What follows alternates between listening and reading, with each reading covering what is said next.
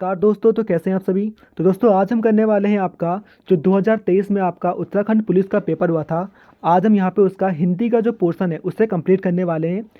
इसको सॉल्व करने से आपको ये समझ में आएगा कि आपने कौन से सवालों को जो है अटैम्प्ट करना है और कौन सी चीज़ को ज़्यादा पढ़ना है। अपने हिंदी के पोर्शन में आपने किस पे ज़्यादा फोकस करना है।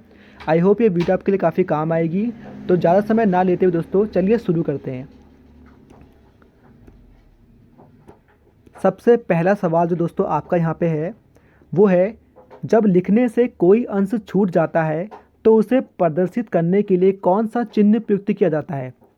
मान लीजिए आपने कोई शब्द लिखा या आप कहीं पे कोई पैराग्राफ लिख रहे हैं और गलती से दो शब्दों के बीच में आपसे कोई शब्द मिस हो गया है। तो अब यहाँ पर आप उस शब्द को लिखने के लिए कौन सा चिन्ह प्रयुक्त करेंगे। तो दोस्तों देखिए, प्रश्नवाचक आप करेंगे नहीं, अल्पविराम आप करेंगे नहीं, निर्देशक आप करेंगे नहीं, तो बचता है हंस पद। उसे कहते हैं दोस्तों हंस पद। हंस पद दोस्तों आपको याद होगा कैसा होता है। ये हल्का सा इस टाइप का होता है। मान लीजिए मुझे प्रदर्शित और करने के बीच में एक शब्द लिखना है, तो मैं यहाँ पे हंस पद बनाऊंगा और यहाँ पे जो भी शब्द लिखना है उसको लिख लूँगा। तो हंस पद कुछ ऐसा दिखता है, ऊपर की साइड को एरो जैसा। इसे कहते हैं आपका हंस पद। जब कोई अंश छूट जाता है लिखने से तो वहाँ पर उसको लिखने के लिए हम इस वर्ड का प्रयोग करते हैं जिसे हंस पद कहते हैं। देखिए इसे ना कहीं कहीं पर आपका त्रुटि पद भी कहा जाता है। क्या कहा जाता है? त्रुटि बोधक या त्रुटि पद। इसको आप त्रुटि बोधक भी कह सकते हैं, त्रुटि पद भी कह सकते हैं। तो दोनों आपने याद रखने हैं, हंस पद भी और त्रुटि बोधक भी या फिर त्रुटि पद। ये दोनों आप याद रखेंगे, हंस पद बोले या चाहे त्रुटि बोधक बोले। तो इसका जो आंसर है दोस्तों वो हो जाएगा आपका ऑप्शन नंबर डी, हंस पद। प्रश्नवाचक आप जानते हैं कि क्वेश्चन मार्क को कहते हैं आपका। अल्पविराम आप जानते हैं कि हल्का सा कॉमा जो होता है ऐसे आपको अल्पविराम कहते हैं। निर्देशक को कहते हैं आपका डैश, जो हम ये डैश लगाते हैं ना दोस्तों, ये डैश, इसे कहते हैं आपका निर्देशक। आई होप आप समझ गए होंगे। तो चलते हैं आपके नेक्स्ट सवाल में, जो कि है सवाल नंबर 2। भाषा की सबसे छोटी ध्वनि इकाई जिसके खंड ना किए जा सके कहलाती है।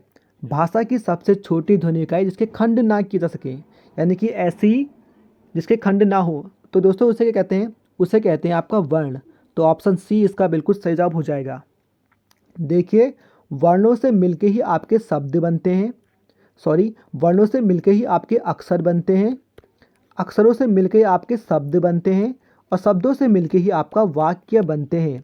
तो सबसे छोटी इकाई दोस्तों वर्ण होती है। वर्ण को आप और ज़्यादा नहीं तोड़ सकते, इसका आप और खंडन नहीं कर सकते। ठीक है, जैसे आ हो गया, आ। अब आ को आप और तोड़ सकते हैं? नहीं तोड़ सकते। तो इन्हीं के कहते हैं वर्ण आपके। ठीक है, तो ये वर्ण मानस आपका सवाल था जो आपको अच्छे से पढ़नी है। ठीक है दोस्तों, तो ऑप्शन सी इसका बिल्कुल सही हो जाएगा, जो कि है वर्ण। ठीक है, आपने क्रम भी याद रखना है कि वर्णों से मिलके अक्षर बनता है, अक्षर से मिलके शब्द बनते हैं और शब्द से मिलके वाक्य बनता है। ठीक है दोस्तों, चलिए अब यहाँ पे सवाल नंबर जो 3 है दोस्तों, वो गलती से यहाँ पे टाइप होना रह गया है। तो सवाल नंबर 3 मैं आपको यहीं पे ऐसे ही बता देता हूँ। तो सवाल नंबर 3 था दोस्तों आपका, वो था आपका अंतिम शब्द में कौन सा प्रत्यय है। जो आपका अंतिम शब्द होता है, अंतिम शब्द, अंतिम, इसमें कौन सा प्रत्यय है। आप जानते हैं कि जो प्रत्यय होते हैं वो शब्द के पीछे जुड़ते हैं, उपसर्ग शब्द के आगे जुड़ते हैं, प्रत्यय जो है शब्द के पीछे जुड़ते हैं। ठीक है, तो अब ऑप्शन थे आपके यहाँ पे इम, कॉमा, इमा। आपको 2 ही ऑप्शन दे रहा हूँ मैं, तो इसमें से कौन सा होगा प्रत्यय। तो सिंपल सी बात है, अंतिम को आप जब तोड़ेंगे तो अंतिम अंत धन इम होगा, है ना। तो लास्ट में इम आ रहा है, तो इम जो है इसका प्रत्यय हो जाएगा। ठीक है दोस्तों, तो इसका जो सही जवाब जाएगा वो हो जाएगा इम। इमा नहीं करना है आपने, क्योंकि माँ के पीछे कोई डंडा नहीं लगाया, खाली अंतिम है, खाली माँ तक ही सीमित है, तो खाली इम होगा। कई लोग इसे इमा कर देंगे जो कि गलत हो जाएगा, तो खाली आपने इम करना है। तो इसमें इम प्रत्यय लगा हुआ है। आई होप आप समझ गए होंगे। चलिए सवाल नंबर 4 पे चलते हैं। कोई भी डाउट अगर आपको होता है तो आप मुझे कमेंट में ज़रूर से बताइएगा। चलिए सवाल नंबर 4 दोस्तों, निम्नलिखित में से स्त्रीलिंग शब्द है, आपने इनमें से स्त्रीलिंग शब्द को बताना है कि वो कौन सा है। क्या नीम है, अरावली है, जामुन है या चंबल है। आपको क्या लगता है इसमें से कौन सा शब्द जो है स्त्रीलिंग है। तो दोस्तों इसका सही जवाब जो हो जाएगा वो हो जाएगा चंबल। चंबल जो है आपका दोस्तों वो एक स्त्रीलिंग है। आपने सुना होगा चंबल की नदी, सुना होगा आप सभी ने कि चंबल की नदी। तो यही चंबल यहाँ पे स्त्रीलिंग है। देखिए जामुन का पेड़ होता है, अरावली के पहाड़ होते हैं, नीम का पेड़ होता है, सभी यहाँ पे ये पुल्लिंग है। लेकिन चंबल क्या है, चंबल एक नदी का भी नाम है। तो चंबल की नदी, तो ये स्त्रीलिंग है दोस्तों।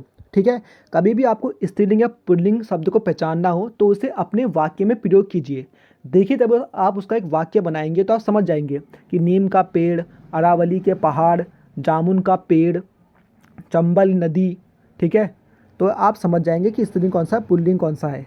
ठीक है, कमेंट में आप मुझे बताएंगे कि दही, दही स्त्रीलिंग है या पुल्लिंग है, ये आप मुझे कमेंट में बताएंगे कि दही कैसा शब्द है। क्या दही, सॉरी, कमेंट में आप मुझे बताएंगे कि दही कैसा शब्द है, क्या दही स्त्रीलिंग है या फिर दही पुल्लिंग है। चलिए आगे बढ़ते हैं सवाल नंबर 5 पे। सवाल नंबर 5 दोस्तों, रेलगाड़ी किन भिन्न भिन्न भाषाओं के शब्दों के जोड़ से बना है। जो आपका रेलगाड़ी है, जो रेलगाड़ी शब्द है आपका, ये किन किन भिन्न भाषाओं के शब्दों के जोड़े से बना है। हिंदी और अरबी से बना है, अंग्रेजी और हिंदी से बना है, फारसी और संस्कृत से बना है, या हिंदी या उर्दू से। आई होप आप में से काफ़ी लोगों ने इसको सही किया होगा कि ये अंग्रेजी और हिंदी से बना है। ठीक है, देखिए जो रेल होता है, रेल, ये एक इंग्लिश शब्द है। कैसा शब्द है दोस्तों, इंग्लिश शब्द है। वही जो गाड़ी है, गाड़ी, गाड़ी एक हिंदी शब्द है। ठीक है, तो ये इंग्लिश और हिंदी के शब्द से मिलके बना है रेलगाड़ी। ठीक है, रेल इंग्लिश का हो गया और गाड़ी हिंदी का शब्द है, तो ये अंग्रेजी और हिंदी से मिलके बना है। ऑप्शन बी इसका बिल्कुल सही हो जाएगा। चलिए, आई थिंक आप समझ रहे होंगे। सवाल नंबर 6 पे चलते हैं। सवाल नंबर 6 है दोस्तों, निम्नलिखित में से अग्नि का पर्यायवाची नहीं है। देखिए आपने सवाल को भी बिल्कुल ध्यान से पढ़ना है। वो आपसे है पूछ रहा है, नहीं है पूछ रहा है। काफ़ी बच्चे इसको इतनी स्पीड में पढ़ेंगे कि वो नहीं पढ़ ही नहीं पाएंगे, कि वो आपसे नहीं पूछ रहा है। ठीक है, निम्नलिखित में से अग्नि का पर्यायवाची कौन नहीं है। ठीक है, देखिए आग अग्नि का होता है, अनल अग्नि का होता है, वैश्वानर ये भी अग्नि का होता है। लेकिन अनिल, अनिल जो है दोस्तों ये आपका हवा का होता है। हवा, समीर, पवन, है ना, तो ये आपका हवा का होता है। तो आपने इससे बताना था कि कौन सा नहीं है, तो ऑप्शन सी इसमें नहीं है। ये नहीं है और है पे बहुत फोकस से पढ़ना। सवाल पढ़ो तो प्रॉपरली ध्यान से पढ़ना वहाँ पर। ठीक है, तो देखिए आग होता है, अनल होता है, वैश्वानर होता है, अनिल नहीं होता है, अनिल होता है हवा का। ठीक है, तो चलिए सवाल नंबर 7 पे चलते हैं। अगला सवाल देखते हैं आपका। नेक्स्ट आपका सदानंद में संधि है। जो आपका सदानंद है इसमें कौन सी संधि है। देखिए आप सदानंद को तोड़ेंगे तो ये होता है आपका सत धन आनंद। कैसा, सत धन आनंद। तो ता और आ मिलके यहाँ पे दा बन जा रहे हैं। तो दोस्तों यहाँ पे होगी आपकी व्यंजन संधि। ठीक है, संधियाँ आपने बहुत ध्यान से पढ़नी है। ठीक है दोस्तों, तो आपका ऑप्शन नंबर 7वें सवाल का जो सही जवाब हो जाएगा वो हो जाएगा आपका ए, व्यंजन संधि। क्योंकि यहाँ पे ता और आ मिलके दा बन जा रहे हैं, तो ये होती है आपकी व्यंजन संधि। सभी संधियाँ आपने ध्यान से पढ़नी है, संधि से आपका एक सवाल कन्फर्म आएगा। ठीक है, चलिए, और पर्यायवाची से भी कन्फर्म आएगा। चलिए आगे बढ़ते हैं। आपकी यात्रा, सवाल नंबर 8 है, आपकी यात्रा मंगलमय हो, किस प्रकार का वाक्य है। आपकी यात्रा मंगलमय हो, आप किसी से कह रहे हैं कि आपकी यात्रा मंगलमय हो, यानी कि जो आप भी आपकी यात्रा है वो शुभ हो। तो आप क्या कर रहे हैं, आप एक इच्छा कर रहे हैं कि आपकी यात्रा मंगलमय हो। तो ये क्या है दोस्तों, ये एक इच्छावाचक है कि आपने इच्छा करी कि उनकी यात्रा जो हो मंगलमय हो। तो ये इच्छावाचक शब्द हो जाएगा। संदेहवाचक, जहाँ पे संदेह होता है कि क्या तुम पहुँच गए, कौन है, दरवाजे पर कौन आया है, तो संदेह है वहाँ पे। संकेतवाचक, जहाँ पे आप संकेत देते हैं कि वो मेरा है, यह किताब मेरी है, यहाँ पे संकेत। विस्मयवाचक, यानी कि जहाँ पे आपको विस्मय होता है कि आहा ओहो ये कैसे हो गया, है ना, जहाँ पे आपको इस टाइप के शब्द मिलते हैं। तो यहाँ पे जो है आपका हो जाएगा इच्छावाचक, कि आप इच्छा कर रहे हैं कि आपकी यात्रा मंगलमय है। तो ऑप्शन डी यहाँ पे बिल्कुल सही हो जाएगा। जहाँ पे संदेह होगा वहाँ पे संदेहवाचक, जहाँ पे आप संकेत करेंगे कि ये किताब मेरी है, ये पुस्तक मेरी, यहाँ पे संकेतवाचक। ठीक है, विस्मयवाचक, जहाँ पे आपको विस्मय होगा यानी कि आपको चौंक जाओगे आप, तो वहाँ पे हो जाएगा विस्मयवाचक। ठीक है, तो चलिए सवाल नंबर, चीज़ों को ना सिंपल समझिए, ज़्यादा ना किताबी भाषा में इतना नहीं घुसना है आपने कि आपके दिमाग में बहुत ही कन्फ्यूजन हो जाए। जितना किताबी भाषा में घुसोगे उतना होगा कन्फ्यूजन। तो आपने चीज़ों को ना नॉर्मल लाइफ में प्रयोग होते हुए समझना है, नॉर्मली समझना है चीज़ों को। ज़्यादा बिल्कुल डीप मत घुसिए किताबों में, जितना आप डीप घुसोगे उतना ही कन्फ्यूजन होगा और उतनी ही आप गलतियाँ करोगे। ठीक है। तो सिंपल सिंपल वे में इसको लेके चलिए, ज़्यादा इसमें फोकस अपने दिमाग को ज़्यादा खर्च मत कीजिए। चलिए सवाल नंबर 9 पे चलते हैं। आकाश के तारे तोड़ लाना, आई थिंक इसको तो काफ़ी सारे लोग कर देंगे आराम से, क्योंकि सुबह शाम हम यही बोलते रहते हैं कि आकाश से तारे तोड़ के ले आऊँगा या वो ले आऊँगा, काफ़ी पिक्चर में आपने सुना भी होगा। तो आकाश के तारे तोड़ लाना, तो इसका क्या अर्थ है? बहुत बड़ा या असंभव कार्य करना, अपना काम निकाल लेना, भरसक प्रयत्न करना, चुनौती स्वीकार करना। तो आकाश से तारे तोड़ लाना ये क्या है? बहुत ही असंभव कार्य है दोस्तों, यानी कि बहुत ही मुश्किल कार्य है। तो इसको बहुत ही बड़ा या असंभव कार्य करना, ठीक है। तो ऑप्शन ए इसका बिल्कुल सही हो जाएगा कि आकाश से तारे तोड़ लाना कैसा है? एक बहुत ही असंभव कार्य, बहुत ही मुश्किल कार्य है ना। तो 90 का ऑप्शन ए हो जाएगा। काफ़ी लोग इसको सही कर लेंगे, है ना, क्योंकि काफ़ी टफ काम है। तो बहुत बड़ा या असंभव कार्य करना, क्योंकि ये बहुत बड़ी बात कह रहे हैं आप यहाँ पर। चलिए सवाल नंबर सवाल नंबर 10 देखिए, पत्र लेखन। पत्र लेखन का ये सवाल है और मैं चाहूँगा आपसे कि आप सभी पत्र लेखन को ज़रूर पढ़ के जाएं, क्योंकि यहाँ से आपके एक दो सवाल हमेशा ही बनते हैं। पत्र लेखन काफ़ी इंपॉर्टेंट टॉपिक है, इसको मिस मत करना बिल्कुल भी, सभी से कह रहा हूँ, बिल्कुल मिस मत करना ऐसे, ठीक है। सवाल नंबर 10 है दोस्तों आपका कि टिप्पण की भाषा होनी चाहिए। टिप्पण की भाषा आपकी कैसी होनी चाहिए? भाव प्रधान होनी चाहिए, कल्पना प्रधान होनी चाहिए, वस्तु प्रधान या फिर काव्यात्मक? तो देखिए, जो टिप्पण की भाषा होती है वो होती है वस्तु प्रधान, कि जिस विषय पर आप बात करें, जिस वस्तु के ऊपर आप बात कर रहे हैं, खाली उसी के ऊपर आप बात करेंगे और किसी भी चीज़ के बारे में आप बात नहीं करेंगे, ठीक है। तो होती है वस्तु प्रधान। देखिए भाव की कोई ज़रूरत नहीं है यहाँ पर। कल्पना किस चीज़ की, कोई कल्पना को यहाँ पे सवाल ही नहीं उठता है कि कल्पना आप कर रहे हैं। आप किसी सरकारी कागज़ में कल्पना लिख के आएंगे क्या अपनी? नहीं लिखेंगे ना कल्पना अपनी। तो सिंपल ये तो हो गया। वैसे ही भाव, कोई भाव वहाँ पे कुछ नहीं है, क्योंकि देखिए जो भाव वहाँ पे आएगा जहाँ पे अपने परिवार को, अपने अपने मित्र को या किसी व्यक्ति को लिख रहे हैं, वहाँ पे आपका हल्का सा भाव आएगा। काव्यात्मक, कोई काव्य तो ये है नहीं जो आप लिख रहे हैं, तो काव्यात्मक नहीं हो सकता। तो सिंपल बचा ऑप्शन सी, वस्तु प्रधान है, कि जिस विषय पे आप बात कर रहे हैं सिर्फ उसी के बारे में आप टिप्पण की जो भाषा है वो उसी वस्तु के ऊपर होनी चाहिए। तो यह है वस्तु प्रधान। पत्र लेखन पे ध्यान दीजिएगा, जरूर पढ़िएगा, बहुत ही इंपॉर्टेंट टॉपिक है, बिल्कुल मिस मत करना। 10वें का सी है वस्तु प्रधान। चलिए सवाल नंबर 11 पे चलते हैं। शब्दावली का अर्थ है। शब्दावली का अर्थ क्या है? यानी कि शब्दावली को आप क्या समझते हैं? भाषा का केंद्रीय अंश समझते हैं, शब्दों के विभिन्न स्रोत समझते हैं, अन्य भाषाएं मिलकर शब्दावली बनती है, या शब्दों के समूह को शब्दावली कहते हैं? आई थिंक काफ़ी बच्चे समझ गए होंगे कि शब्दों के समूह को जो है आपका शब्दावली कहते हैं। बहुत ही ईजी सवाल था ये, हल्का सा कॉमन सेंस आपने यहाँ पे लगाना था कि शब्दों के समूह को शब्दावली कहते हैं, ठीक है दोस्तों। चलिए सवाल नंबर 11 पे 11वां हो गया हमारा, इसका ऑप्शन बिल्कुल डी बिल्कुल सही हो जाएगा। शब्दों के समूह को शब्दावली कहते हैं।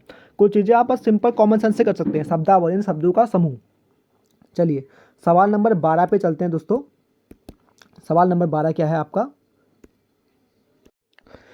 दोस्तों सवाल नंबर जो 12 है आपका, ये आपका कंप्यूटर के बारे में पूछा गया है, ठीक है। कंप्यूटर से भी आपके 4-5 सवाल बनते हैं, ठीक है। बाकी देख लेते हैं यहाँ पे कितने आए हैं इस बार पेपर में आपके, लेकिन 4-5 सवाल तो मिनिमम मतलब ये कहते हैं कि आपके आएंगे ही आएंगे।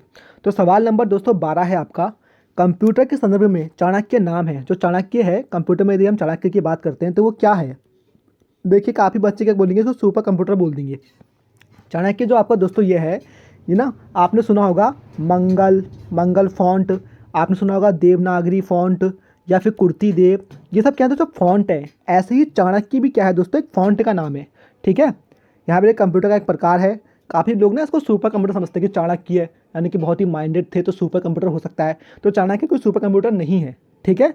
ये क्या है? एक फॉन्ट का नाम है। फॉन्ट का जो हम लिखते हैं ना कंप्यूटर में, जिस फॉन्ट में कोई स्टाइलिश फॉन्ट होगा, नया डिज़ाइन वाला फॉन्ट होगा, या मंगल फॉन्ट, कुर्तीदेव फॉन्ट, है ना, इस टाइप के फॉन्ट होते हैं कंप्यूटर में जिनसे हम टाइप करते हैं, ठीक है। तो चाणक्य भी इसी टाइप का एक फॉन्ट का नाम है, ठीक है। तो यहाँ पे ऑप्शन आपका जो है ऑप्शन नंबर सी दोस्तों, कंप्यूटर के एक फॉन्ट का, जो चाणक्य क्या है कंप्यूटर के फॉन्ट का नाम है। तो ऑप्शन सी इसका बिल्कुल सही हो जाएगा, ठीक है। ना ही आपने कंप्यूटर का एक प्रकार करना है और ना ही आपने इसको ऑपरेटिंग सिस्टम करना है, ठीक है, और ना ही ये कोई प्रोग्राम है। ये क्या है? ये एक फ़ॉन्ट का नाम है, जैसे कि मंगल फ़ॉन्ट होता है या कुर्सीदेव फ़ॉन्ट होता है या और भी आपके जो फ़ॉन्ट होते हैं, ये वैसा ही एक फ़ॉन्ट का नाम है, ठीक है। तो ऑप्शन सी इसका बिल्कुल सही हो जाएगा, कंप्यूटर के एक फ़ॉन्ट का नाम है चाणक्य, ठीक है दोस्तों। सवाल नंबर 13 पे चलते हैं। कबीर निम्नलिखित में से किस शाखा के प्रतिनिधि कवि हैं? जो कबीर हैं दोस्तों, वो निम्नलिखित में से किस शाखा के कवि हैं? कौन सी शाखा से संबंधित हैं? देखिए जो कवि हैं ना, जो कबीर हैं, ये ज्ञानश्री शाखा के कवि हैं। कौन से? ज्ञानश्री शाखा के कवि हैं। ठीक है, यह आपने याद रखना है कि कबीर जो है ज्ञानश्री, वैसे तो भक्ति काव्य के हैं, है ना, भक्ति वाले इनके जो भी इनके काव्य हैं वो भक्ति संबंधित भक्ति काव्य है, लेकिन भक्ति काव्य के अंदर भी ये एक डीप है, तो भक्ति काव्य के अंदर भी ये ज्ञानश्री शाखा के हैं। भक्ति काव्य के अंदर भी किसके हैं? ये ज्ञानश्री काव्य के हैं।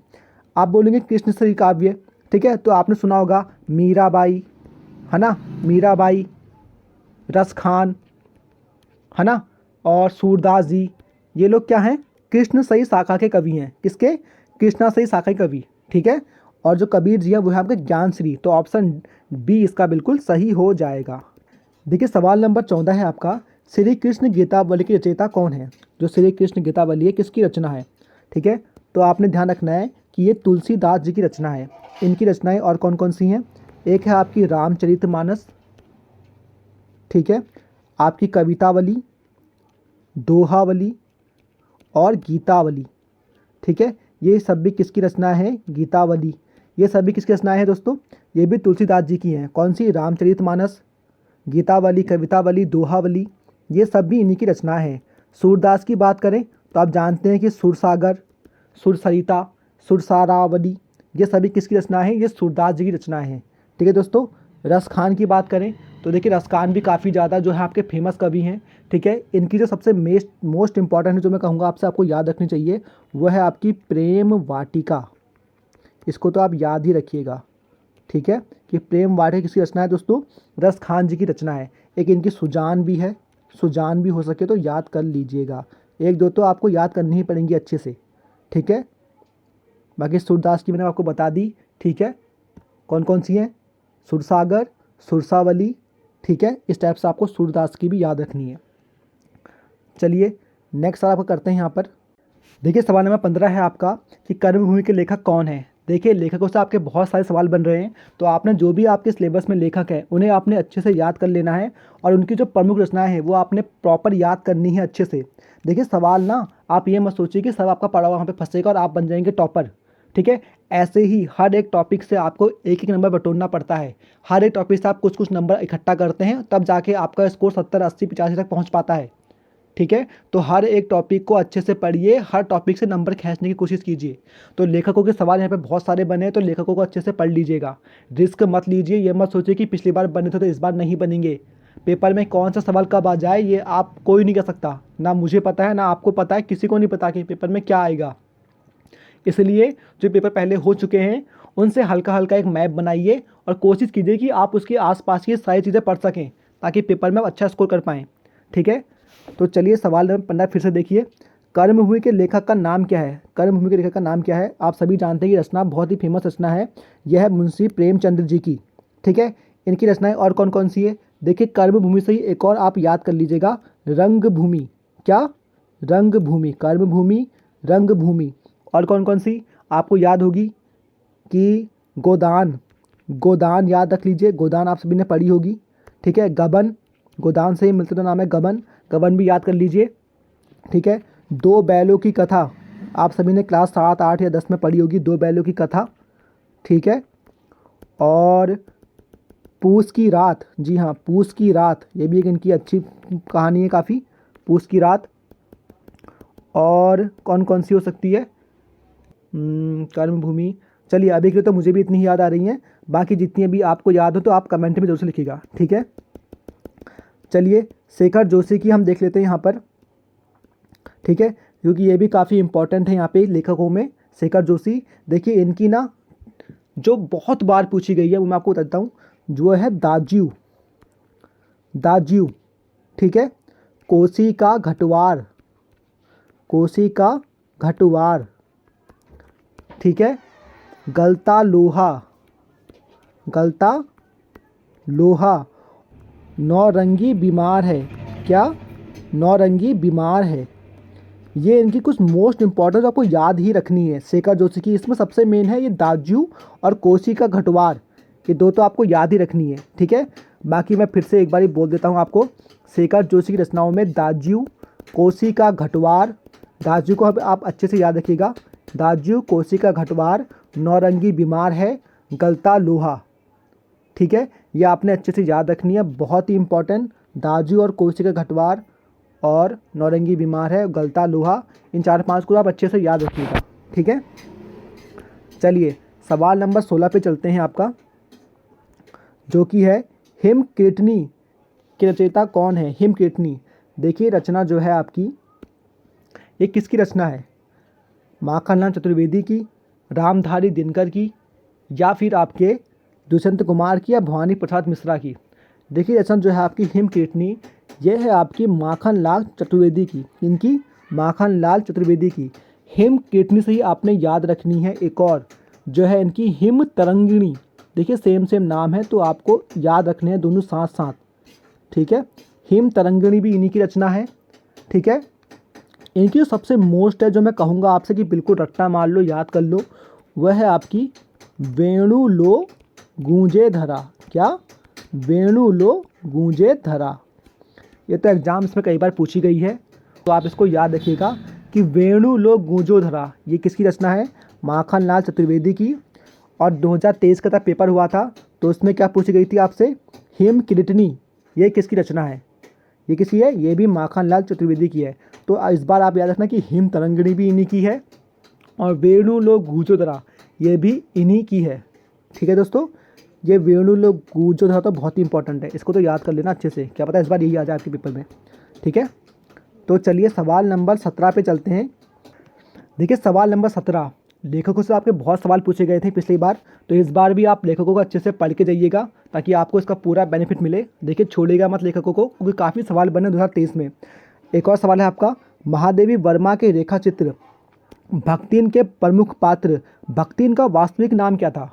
तो जो भक्तिन नामक जो एक रेखा चित्र है, जो महादेवी वर्मा का है, पहला तो आप ये समझ जाओ कि जो भक्तिन नामक रेखा चित्र है वो किसका है? वो महादेवी वर्मा का है, ठीक है। उसमें जो एक पात्र थी भक्तिन, उसका वास्तविक नाम क्या था? ठीक है, ये सवाल पहले भी बना है, तो उसका नाम था लक्ष्मीन। क्या था दोस्तों? लक्ष्मीन। ऑप्शन सी इसका बिल्कुल सही हो जाएगा। आपको लक्ष्मीन दे दे या आपको कहीं कहीं पर लक्ष्मी दे दे, दोनों आपने याद रखने हैं कि लक्ष्मी या फिर लक्ष्मीन, दोनों क्या है? उसी के नाम है, ठीक है दोस्तों। तो यहाँ पे लक्ष्मीन दिया था, तो हम लक्ष्मीन को टिक करेंगे, ठीक है। अब महादेवी वर्मा की और रचनाएं कौन कौन सी हैं जो आपने बहुत ज़्यादा याद रखनी है, ठीक है। सबसे पहले है इनकी निहार। देखिए निहार मैं इसलिए कह रहा हूँ कि ये महादेवी वर्मा की सबसे पहली रचना है, ठीक है, जो इन्होंने 1930 में लिखी थी, ठीक है। कब लिखी थी? 1930 में। ये इनकी पहली रचना है निहार। इसके बाद इनकी आती है दोस्तों निर्जा, सॉरी निर्जा नहीं, रश्मि। रश्मि, देखिए कभी कभी इनका ना करम भी पूछ लेता है, तो आपने करम से याद रखनी है, रश्मि। फिर आती है आपकी निर्जा, निर्जा इनकी बहुत फेमस हुई थी, ठीक है। और जो इनकी इंपॉर्टेंट है उसमें आएगी आपकी यामा, यामा भी बहुत इंपॉर्टेंट है, इसको भी याद रखिएगा, ठीक है। और स्मृति की रेखाएं, जी हाँ स्मृति की रेखाएं, ये भी किनकी है? महादेवी वर्मा की है, ये भी आपने याद रखनी है। और साथ ही साथ आप याद रखिएगा श्रृंखला की कड़ियाँ, ये तो कई बार पूछी भी गई है। श्रृंखला की कड़ियाँ, ठीक है। एक बार और मैं फिर से आपको बता देता हूँ इनकी रचनाएं कौन कौन सी हैं, ध्यान से सुनिएगा एक बार आप। निहार, रश्मि, निर्जा, ठीक है, अतीत के चलचित्र, यामा, और आपकी श्रृंखला की कड़ियाँ, ठीक है। ये तो आपने याद ही रखनी है। इसमें अतीत के चलचित्र मोस्ट इम्पॉर्टेंट है, श्रृंखला की कड़ियाँ मोस्ट इम्पॉर्टेंट है, ठीक है। और यामा आपकी बहुत इंपॉर्टेंट है, साथ में निर्जा और निहार। निहार इसलिए क्योंकि सबसे पहली रचना थी इनकी, जो इन्होंने 1930 में लिखी थी, ठीक है। आई होप आप समझ गए होंगे। प्लीज़ हल्का हल्का इनको नोट्स भी कर लेना, ठीक है, जो आपके काम आए आगे जाकर। चलिए सवाल नंबर 18, भारतीय आर्य भाषा के विकास में पाली व प्रकृति के उपरांत तीसरी भाषा है। तो देखिए आप यहाँ पे हिंदी का विकास पूछा है कि पाली व प्रकृति के बाद तीसरी भाषा कौन सी है। जिन लोगों ने हिंदी के विकास को पढ़ा होगा तो उनको पता होगा कि संस्कृत, संस्कृत के बाद पाली, पाली के बाद प्राकृत, प्राकृत के बाद आपकी अपभ्रंश, अपभ्रंश के बाद आपकी अवहट, अवहट के बाद आपकी प्राचीन हिंदी, और फिर हिंदी आती है, ठीक है। तो देखिए पाली, प्राकृत, प्राकृत के बाद कौन सी आएगी तीसरी? वो है अपभ्रंश। तो ऑप्शन नंबर सी यहाँ पे बिल्कुल सही हो जाएगा, ठीक है। तो हिंदी भाषा के क्रम को आप याद कर लीजिएगा, संस्कृत, पाली, प्राकृतिक, अपभ्रंश, फिर अवहट, और फिर प्राचीन हिंदी और हिंदी, इस टाइप से आपने इसको याद रखना है। इसके क्रम को एक बार ये आप ध्यान से याद कीजिएगा, ठीक है। तो ऑप्शन सी यहाँ पे इसका बिल्कुल सही हो जाएगा, अपभ्रंश, ठीक है। चलिए सवाल नंबर 19 पे चलते हैं। कुमाऊनी बोली का प्रमुख क्षेत्र है। कुमाऊनी जो बोली है प्रमुखता कहाँ बोली जाती है? पौड़ी और गढ़वाल में? जी नहीं, गढ़वाल के एरिया है तो यहाँ तो बोली नहीं जाएगी। नैनीताल अल्मोड़ा में? जी हाँ, कुमाऊँ क्षेत्र है तो यहाँ बोली जाएगी। नेपाल और काठमांडू में? नहीं। मसूरी और शिमला में? नहीं। तो ऑप्शन बी बिल्कुल सही, क्योंकि तो कुमाऊँ में बोली जाएगी। कुमाऊँ में कौन से आते हैं? नैनीताल और अल्मोड़ा कुमाऊँ में आते हैं, तो कुमाऊनी बोली यहीं बोली जाएगी। तो ऑप्शन बी बिल्कुल सही हो जाएगा आपका, ठीक है दोस्तों। लास्ट सवाल जो है आपका हिंदी का आज का, देवनागरी लिपि का जन्म हुआ है। जो देवनागरी लिपि है उसका जन्म किससे हुआ है? तो आप सभी जानते हैं कि ब्राह्मी से जो है देवनागरी लिपि का जन्म हुआ है। काफ़ी अच्छा और बहुत ही सिंपल सवाल, 1 नंबर फ्री का था आपका ये, कि देवनागरी लिपि का जन्म जो हुआ है वो ब्राह्मी से हुआ है, ठीक है दोस्तों। आई होप कि आप सभी को ये वीडियो बहुत ही ज़्यादा पसंद आई होगी, और कोई भी यहाँ पे आपको दिक्कत लगी तो उसके लिए आई एम रियली सॉरी। जो भी लोग चैनल पे नए हैं, ठीक है, प्लीज़ सब्सक्राइब कीजिएगा। देखिए आप लोग जब तक उसको देखेंगे नहीं, शेयर नहीं करेंगे, ज़्यादा से ज़्यादा लोग हमसे जुड़ेंगे नहीं, तो फिर वीडियो बनाने में वो मज़ा नहीं आता है, ठीक है। आप समझिए उस चीज़ को कि अगर लोग देखेंगे, काफ़ी लोग कमेंट करेंगे, लोगों को कंटेंट पसंद आएगा, तो हमारा भी मन करता है वीडियो बनाने का, ठीक है। मैं और कोई बात नहीं ऐसी, ठीक है। जितने लोग देखें, कमेंट करें, तो हमें भी मन करता है कि यार लोगों को पसंद आ रहा है ये चीज़ हमारी, तो हमें भी मेहनत करने का मन करता है आप लोगों के लिए। तो प्लीज़ वीडियो पे लाइक कीजिए, कमेंट कीजिए, हो सके तो अपने दोस्तों को शेयर कीजिए, ताकि हम लोग और भी आपके लिए बेहतरीन सी वीडियोस ला सकें और आप लोगों को अच्छा कंटेंट दे सकें, ठीक है दोस्तों। तो कोई भी दिक्कत हो आपको